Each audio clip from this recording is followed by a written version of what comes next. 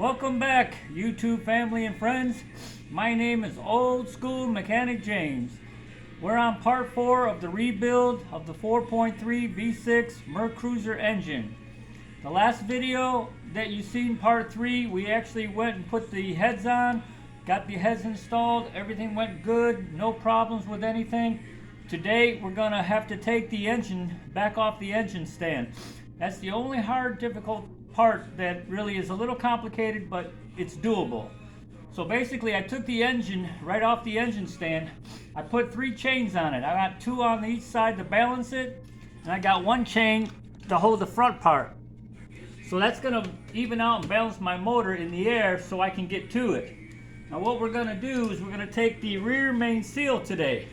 So today's video is the rear main seal, 1-piece rear main seal. It's got an inner gasket inside it. We're going to lubricate this gasket, the sealant, make sure it's nice and tight. Normally you replace these, you buy them, you put them back on anytime you do a rebuild. But because this engine is brand new, it was only built just a little while ago. And again, I left all those videos of the spun bearing, and the issue was the gas that got into the oil. It diluted it, make it real thin, and the bearings didn't have any good oil lubrication. So we found the problem was the actual fuel pump. Okay, so today we're going to reuse the same seal, and basically what we're going to do is we're going to prep it and get it ready. So I like to take a little old fittings grease, just basic general purpose grease. It doesn't have to be marine grade or anything. Just take a little bit, because the purpose of this video and to put the sealant on is we want to lubricate that inner seal. That's where you're going to have the hardest part to get these things back on. Now they have a tool for it on Amazon, Harbor Freight. They probably got several vendors that will sell you that plastic tool. You stick it inside, put it on, and you slide this thing all the way up in there and it goes on real easy. Well, I'm old school. I don't know if that'll work. It probably will, but I'm not going to run downtown, pick one up, order one. I'm just going to put it back on. I put it on once before, so hopefully I can get it done again the second time. It's a little difficult, but not impossible. So I got it nice and lubricated. I'll even put a little grease around my crankshaft because it doesn't hurt. The more grease, the better off we are. Let's put a little bit more around the end of this crankshaft. Just a light coat. We want that thing to slide right on. Okay? Alrighty, so now we just basically, you put it only goes on one way. You got the upper groove where the oil pan gasket sits.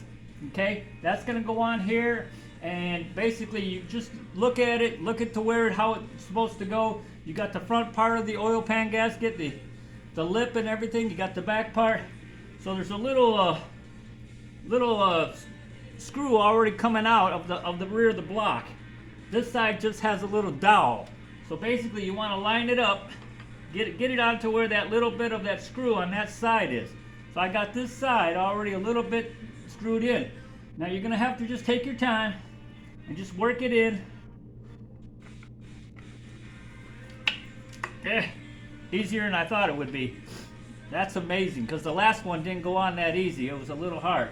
But baby, this slid right in. I love it. Okay, so here's what we got for the hardware. I got 1 long bolt, and I think it's a 3/8. I got another one that's short. Okay, that's at 7/16, and then another short one, 7/16. So let's go with the, we're going to put the nut on first. There's a nut that goes on this side where the stud is. Now I don't know if you can see it or not. You know, I don't have a lot of light today on this thing, but let me see what I can do here to throw some light on this topic. I want you guys to get a good idea of what we're looking at here. Okay, so there's your 1-piece seal. Got it all lined up, got that little nut on right away. See if I can thread it on a little bit. Alright, it's not going to go on, so there's an issue there. It's not in deep enough. Okay, so then we got the other bolts, so let's put these other 2 in. There's one on the bottom. On this side, there's one on this side. Okay, basically, and then the big bolt's going to go over here. So we get the big screw, the big bolt on this side. Now I'm going to go ahead and tighten that up. That way you can see it better. I'm amazed how it slid right on. That's amazing, because normally it won't slide on that good. So I'm very, very happy with not having to fight it. Sometimes this rubber seal could be a bear. Let's see if we get some more light on there. Alright. Okay, so again, we're going to take our sockets. We're going to match them up. Now this one, like I said, this goes on here. And that's going to be a 3/8. Alright, so we take the 3/8, tighten it up. There we go. See, then that brought that other side out to where I could get this nut put on it. Before I couldn't get a good bite. Now I can put this self-locking nut on this side. There we go. Oh yeah. Nice. Okay, so we got those two.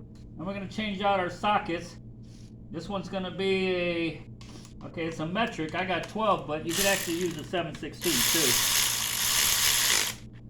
too. And this metric works just fine. Alright. Okay, so that's it for that. Let me see what I got up here. Yep. Alright. So that's all ready to tighten up even more.